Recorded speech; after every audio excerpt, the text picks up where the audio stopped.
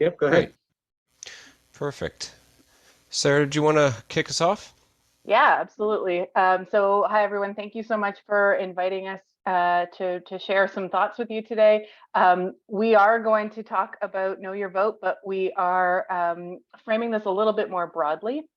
And our presentation today is called Information Technology and Democracy. Um, I'm going to start by acknowledging our land. I'd like to express my gratitude to the Indigenous peoples who have stewarded the land that we are on. Here in Toronto, we're on Treaty 13 land, the traditional territory of the Haudenosaunee Confederacy, the Wendat, and the Mississaugas of the Credit First Nation.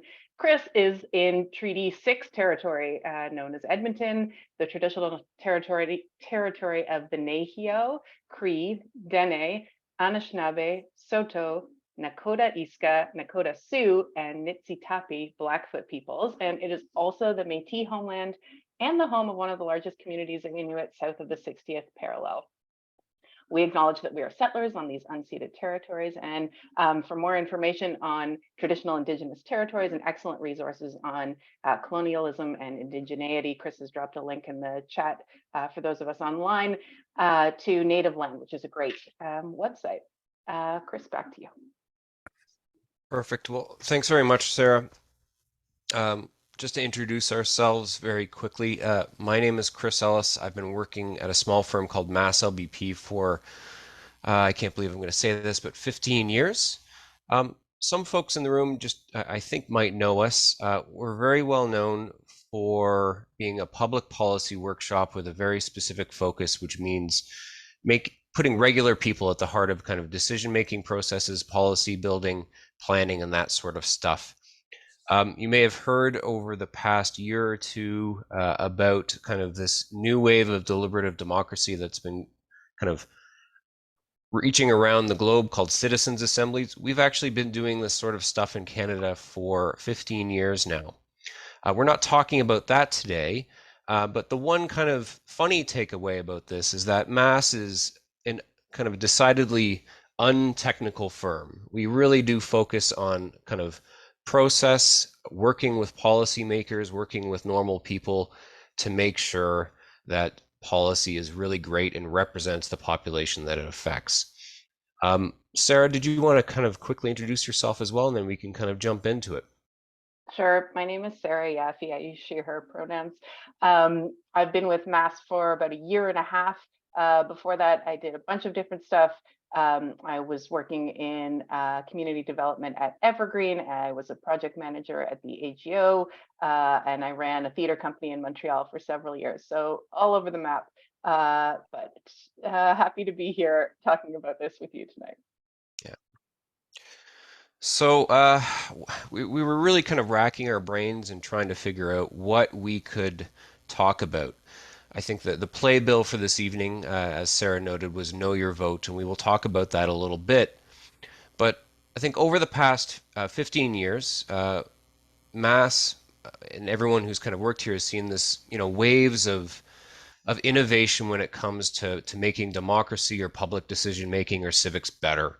Some of that innovation is very human, just like how to run a good meeting, things like that. A lot of it has been kind of technological focused, new apps to help make decision making better or to involve people or engage people in different ways so policymakers could listen more closely to what people's wants or needs are, that sort of thing.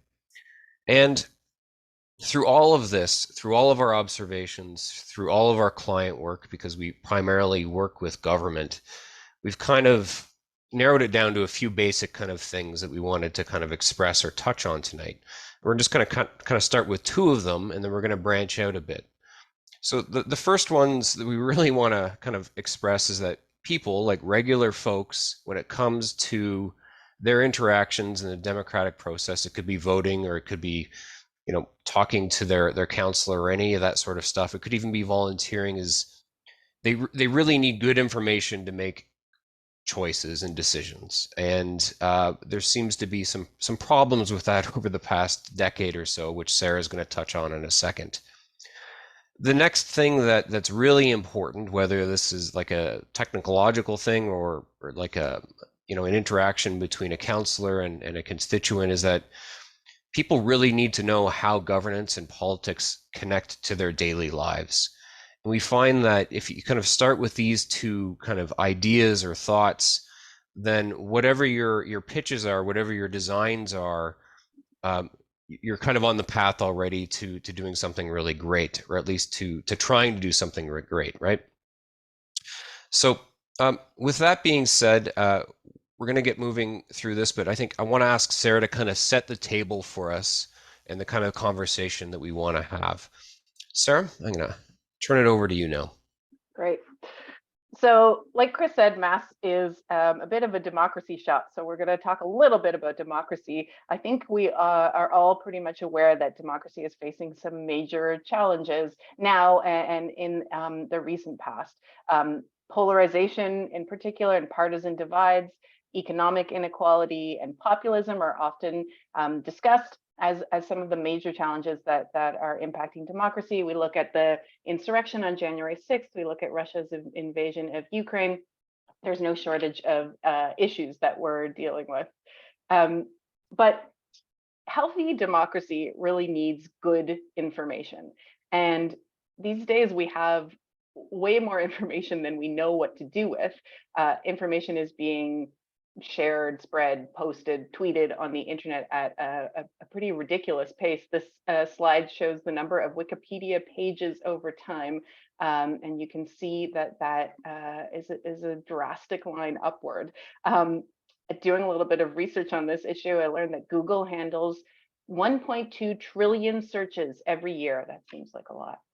I'll also say that 5 billion videos on YouTube are watched every day. And every 24 hours, 500 million tweets are published on Twitter. This here shows a graph of the data, the volume of data in zettabytes, I don't know how to say that. And by 2025, we're looking at some big numbers there. Much of that information is not factual, in fact, and not high quality, direct source, fact-checked information. Studies are suggesting that between 40 and 60% of the information on the internet is inaccurate or false. And whether that means misinformation, which is just somebody getting something wrong, or disinformation, which is somebody getting something wrong and spreading it on purpose to mislead others, lies, bots, scams, alteration, there's just a lot that is out there that can come across as good, real information, but really is not. Part of the issue is that social media has done an amazing job of leveling the playing field of information. In many ways, that's a good thing, and in many ways, it's challenging. Information used to be shared through books, magazines, news media, academic scholarship, all generally process-driven, verified, and trusted sources. But those sources are now accessed in much the same way as anybody with an internet connection and a Twitter account. And really, should we be getting our climate information from Elon Musk's Twitter account? But he's a well-known name with a huge platform. Not only are we dealing with tons of non-fact-based information on the internet, we're also seeing a decline of quality local level information. This is a graph that shows the decline in locally focused newspapers. And while there was a bit of a leveling off between 2019 and 2020, especially if we look at that Sunday stat, it's a big decline. So another piece of the puzzle of the challenge in accessing high quality information. Now consumers of information, which is all of us, have to do much more work to determine whether the information we're getting is high quality and factual information. And to be fair, many of us don't have the inclination, the time, the interest, the ability to spend any energy doing that. Even major media organizations have become more clearly partisan, which adds to the complexity of the problem. In the US context in particular, we all know that what we hear from Fox News and what we hear from MSNBC will have very different political bents on the same issue. This is a data visualization tool from The Pudding, which is an American site that focuses on visual journalism that illustrates how different topics are covered by different networks. In this case, they're looking at MSNBC, Fox, and CNN, and it's actually a really interesting tool that you can search different words and see how they're being covered differently, and where there is prioritization by one network or another. This is an indication of how much the Clintons were talked about, specifically by Fox News. The challenge of accessing high quality factual information is one of the factors that keeps people from being engaged in democracy. Many people choose not to vote because they don't feel sufficiently prepared to do so, and they don't see how voting really impacts their lives. StatsCan put out some information recently suggesting that 32% of eligible Canadians who didn't vote in the 2021 federal election said that they didn't do so because they don't have an interest in politics.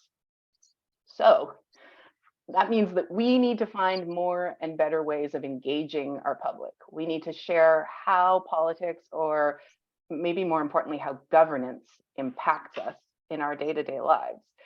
This is particularly the case at a local level, where decisions taken by city council and the mayor have major implications on the life of people living in that city.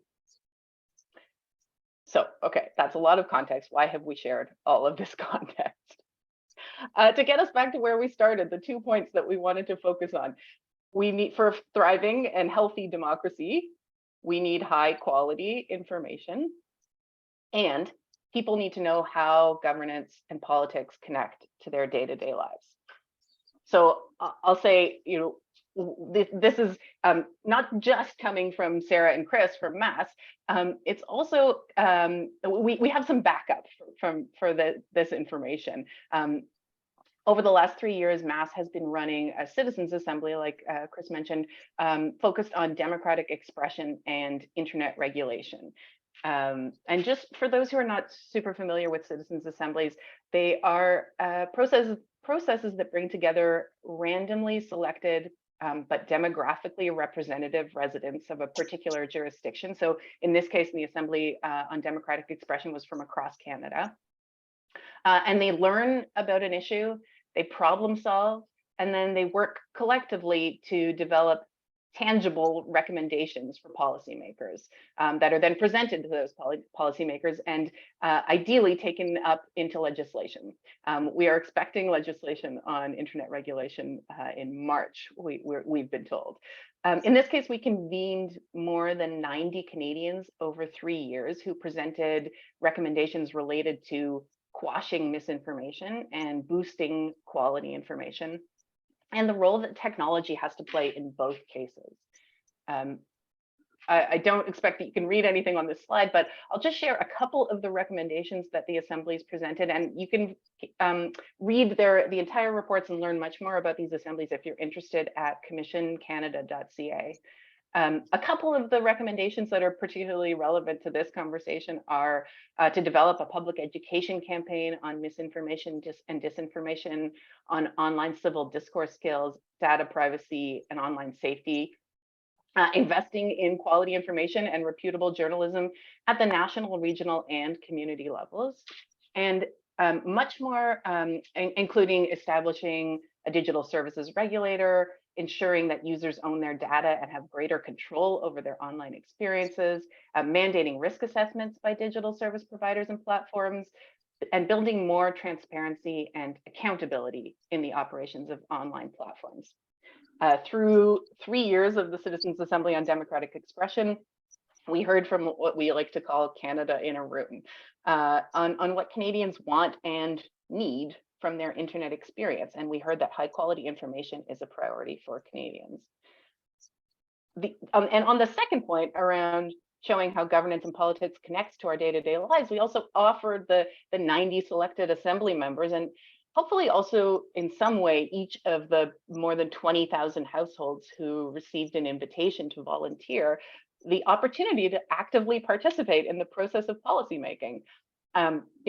Obviously not everyone can participate in an assembly, but we can certainly be doing much more to help people see how policy and the work of government actually impacts their lives and to get people more involved in that work. So that brings us to two examples. I'm going to stop talking and pass it over to Chris. Okay, thank you, Sarah. So we've decided to talk about two examples. One of them is clearly Know Your Vote, which I'm going to give kind of a brief background or a history or story on. And the next one is a publication called The Local. And hopefully we'll kind of tie our lessons learned from one project that we ran and one that we know very much about together. And we'd like to end this kind of presentation with possibly just kind of a few questions or provocations.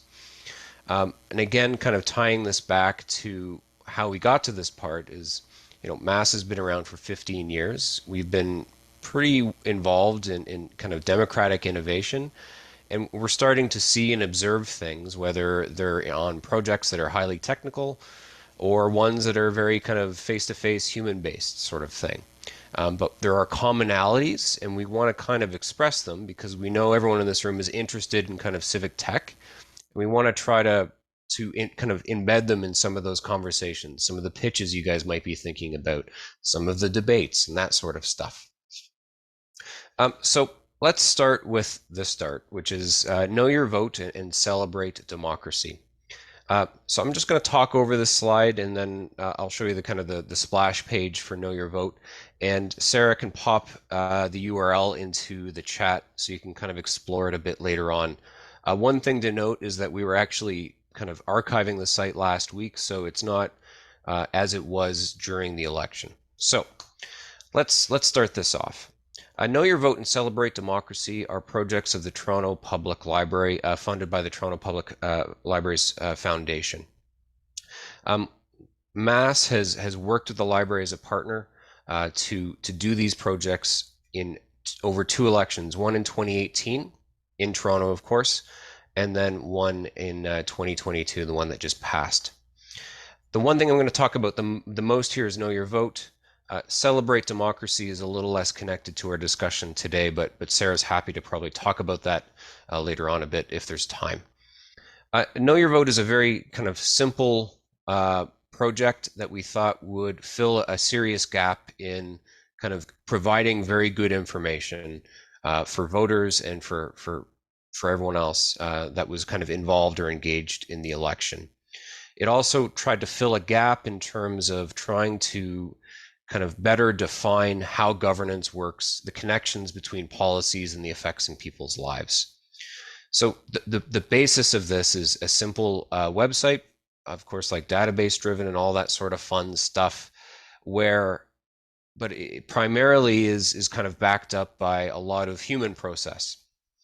And the core of it is that we defined 4 or 5 questions, and we asked everyone who is a candidate who is running for election to fill those, to respond to those questions.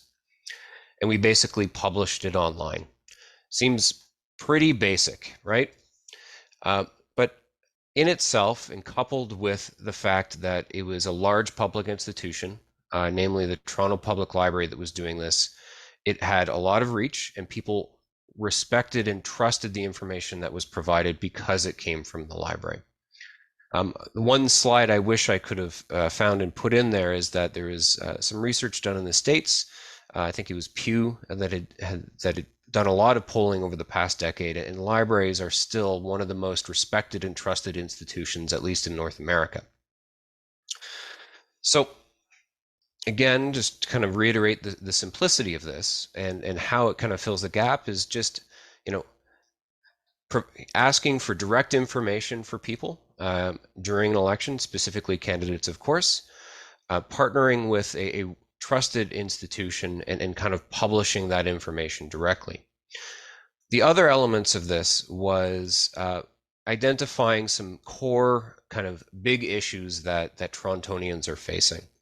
Things like transit, things like housing.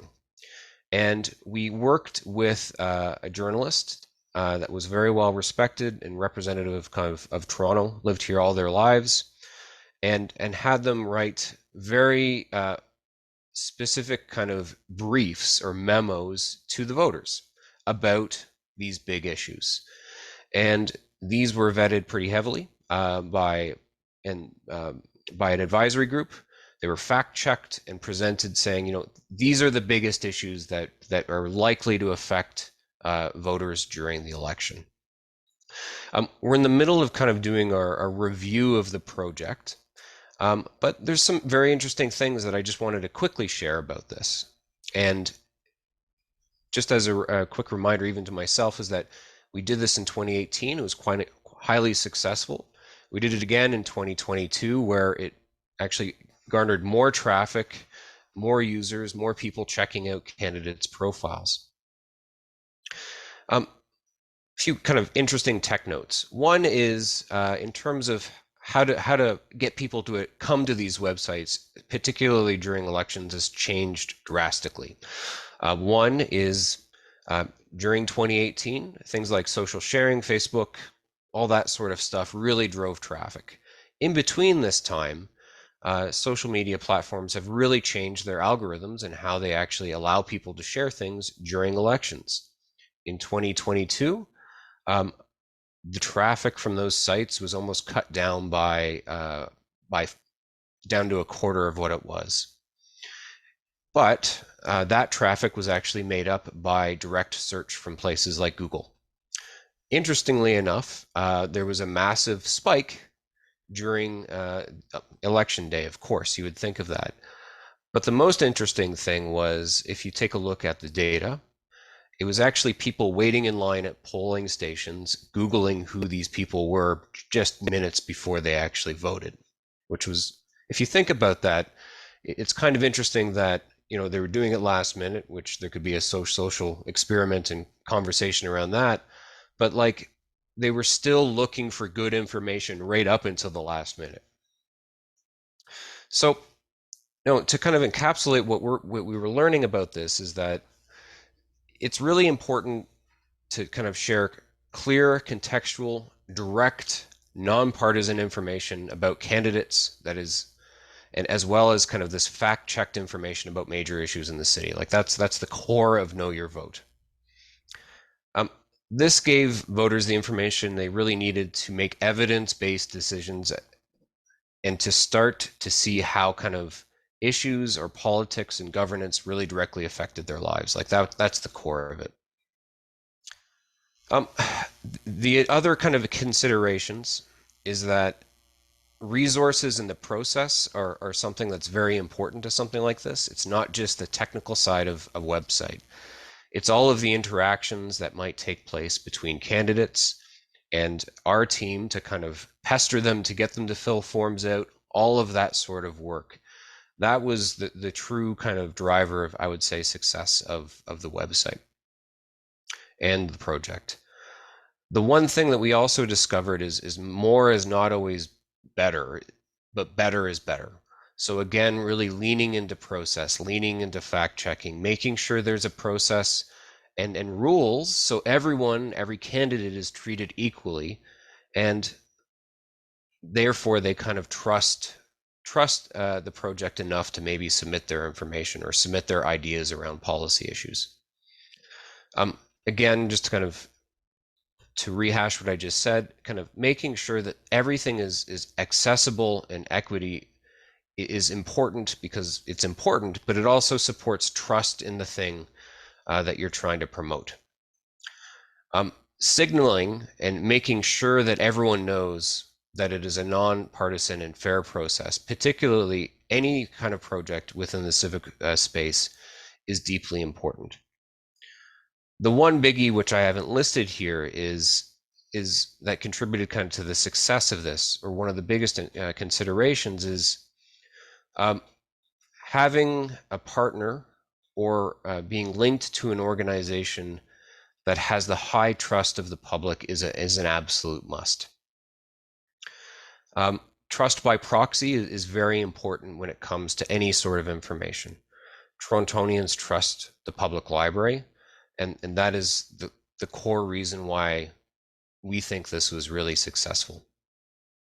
I just want to pause and also just give a shout out to all of the librarians and everyone at TPL that actually helped make this project a success, particularly Alex Carruthers, who was kind of the project lead during this process.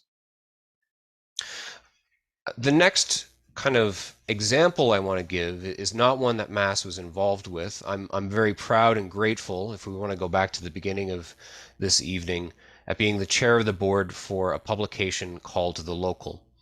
It's not it's not like any other normal publication, and I'll give you a little bit of the history of it right now. Um, so Open Lab is kind of I don't want to call it a think tank, but it's a technical lab at UHN that tries new ideas in the healthcare space. UHN is University Health Network. So if you think Toronto General, Toronto Western Hospital, Princess Margaret, Toronto Rehab, the Michener Institute.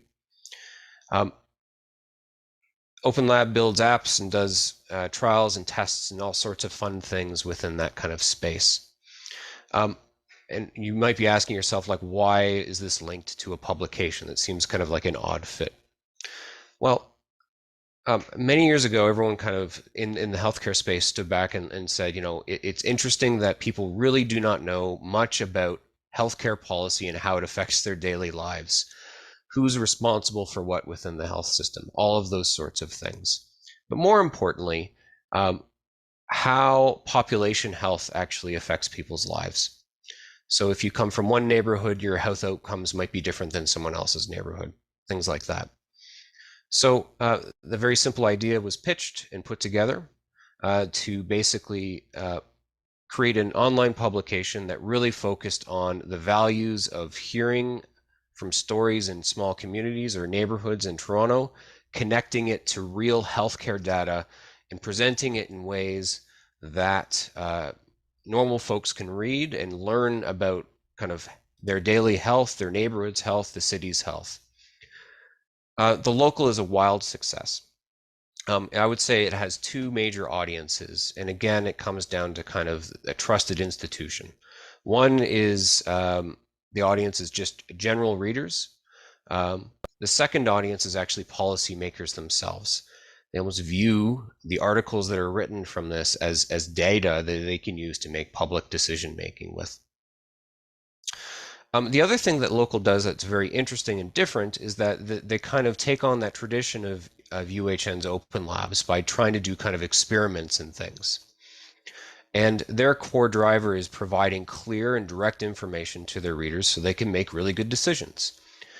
The Local was instrumental during the pandemic in trying to analyze and actually learn about who was lining up first to get vaccines.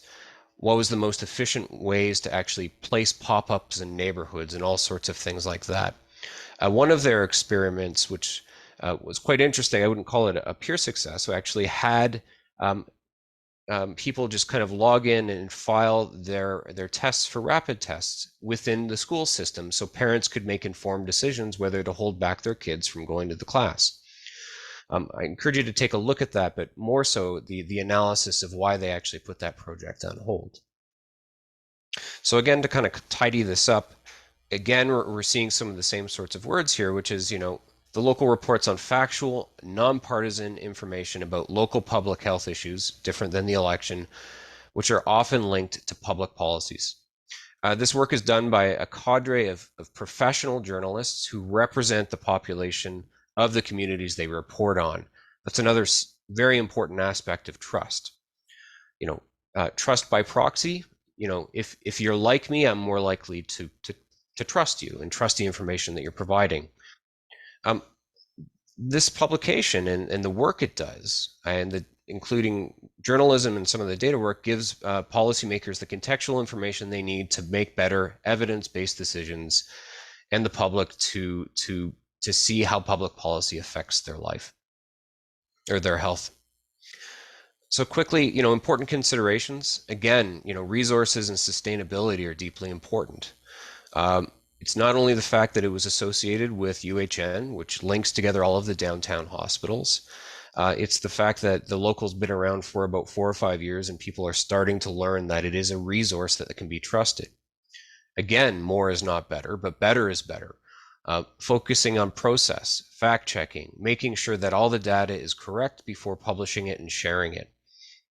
The tried and tested process of mixing new and with old kind of traditional approaches. I've touched on that with the idea of having, long form journalism paired with almost a tech lab that's testing and playing around with data to find new ways to present it to inform both policymakers as well as the public.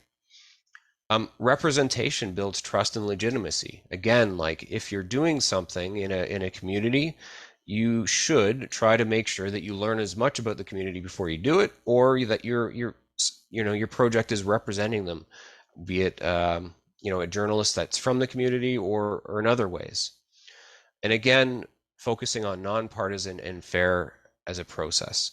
It has to be embedded and communicated to anyone who could possibly be using anything that you're pitching or thinking about, particularly in the civic tech space. So kind of thoughts on success, and I'm just going to try to tie this up across about 4 or 5 core themes. The biggest one is how you design for building public trust. There's a number of ways to do that if you're going to work in the civic tech space. One is some of the examples I've showed you is partnering with trusted institutions, but there are other ways at building trust. And if you're going to try to design something that's going to have an impact on a population, you need people to use it or engage with it. You need to have their trust. They're not going to trust you right from the get-go. It's something that's deeply important for any sort of adoption of any civic tech technology. You can't take the build it and they will come approach. You need to really think this through. Sorry, I'm just trying to click through here. Again, kind of underlying this concept of really being fair and unbiased. If you're playing in kind of the civic tech sector, you cannot design an app that is biased for or have any sort of policy slant at all. Sarah, I think this is your slide and I'm talking over you, so I apologize. No problem. Yeah, absolutely. Just to reiterate, I think we've said it many times, but being able to present information that is fair and unbiased is essential to success of projects like this. In each of the cases that we've described, energy and resources were spent on ensuring that the information that was being presented was as fair and unbiased as possible with no political leaning. For Know Your Vote, as Chris mentioned, we had advisory groups weighing in to ensure that the information was impartial, but that also that the issues that we were selecting were not colored by bias. It also meant that every candidate was treated in the exact same way in terms of outreach, in terms of the ways that we were communicating with them. For the Citizens Assembly on Democratic Expression, that meant that we worked really hard to ensure that experts from all sides of the issue were able to present their perspectives to the members of the Assembly, and also that the Assembly was comprised of people who were demographically representative of Canada, including geography, age, language, sex, and other considerations. And for the local, as Chris mentioned, they employ a wide diversity of professional journalists covering hyperlocal issues with a mandate, of course, to be unbiased and nonpartisan. And as Chris also mentioned, the journalists represent the city that they are covering. Chris. So, we keep saying this high quality and clear information. Hopefully, this is the core of, I think, a lot of these projects. In the first several years at MASS, the concept of sharing and kind of crowdsourcing information and all of that was kind of in vogue, and I still think it is to some level. But what we're seeing, at least at MASS and from our perspective through our projects, including the examples that we've seen, is that backing up any technical kind of process or a technical kind of tool or app or anything like that in the civic space needs to be backed up with resources and process to ensure that the information that you might be presenting to the public or to your users or anyone else is of the highest quality and is as clear as possible. We see this with the library. Like, their mandate is to provide people with clear access to information. and that was threaded directly into the Know Your Vote project. There were many levels of checks and balances to ensure that all candidates were providing kind of clear information, that they understood what that meant, and that it was, posted on the website, as well as any information that we provided around the big issues that we had identified, that people knew where they came from, why they were selected, but not only that, but when they were reading them, that everything was kind of footnoted and very clearly, of a higher quality, that people saw that there was a process built into it. With CADE, a lot of our citizens' assemblies, and I think with CADE, there are groups that basically oversee process design, any of the programming or anything else, to check over and make sure that whatever is presented to the citizens that are randomly selected and volunteered is accurate, is clear, is unbiased. The last Approachable one, delivery. Yeah. yeah, the last one is an approachable delivery. So these examples all share a similar approach to the way their information is communicated. Information needs to be accessible, it needs to be resonant, and the way that people access the information needs to be easy to navigate. As well, it needs to be crafted in really clear language that can be understood by someone in grade 7 or someone whose first language is not English, but does not talk down to people. So really strong consideration of what you're trying to achieve by sharing information and accomplishing that in the simplest possible way. So I ripped this off the Civic Tech website, but I wanted to kind of replace it here, which is, Civic Tech Toronto is a diverse community of Torontonians interested in better understanding and finding solutions to civic challenges through technology, design, or other means. And we wanted to kind of link our observations, what we've learned in these projects, not only in the examples, but the whole host of over 200 projects we've seen at MASS, to some kind of first principles or provocations, or whatever you want to call them. And we wanted to leave them kind of with you, with these, to help inform either the breakout groups, the conversations, or any of the pitches that might be rolling through your head. So, how do you, or the projects that you're working on, ensure that, you know, that public trust is kind of at the center of it? That knowing that having some level of public trust, either through proxy or something else, or through some other design, is present. It is so important to the success of any kind of civic kind of project. The next is, like, how do you or your projects ensure that they're totally fair and unbiased, and you're communicating how it's fair and unbiased in the steps that you've taken to do that? How do you provide high quality and clear information? What is the process behind that? How do you describe it? How do you make sure that it is front and center, so people, again, kind of trust that what they're interacting with makes sense for them to actually make decisions? Um, how do you ensure that approachability is really kind of baked into all of your projects? That not only is it approachable for a small part of the project, or sorry, small part of the population, but because it's civic tech, it could be accessible by a large swath of the population. Not just UX, but like just everything from language to the process to what it's trying to achieve. And I think the larger kind of provocation is, like, how do you or your projects ensure that you are creating a democratically fit city, that whatever you're doing, however you're engaging users, that that it kind of exercises their democratic muscles. So maybe the next time we go to the polls, more people will show up, more people will be volunteering on campaigns, and maybe even more people would be running for election. So that's kind of our presentation. It's probably a bit different, less technical, but we wanted to highlight these principles or these provocations. I'm going to stop sharing my screen now, Sarah, and then we can figure out what's next. Okay, a round of applause. Great presentation. Thank you, Chris and Sarah.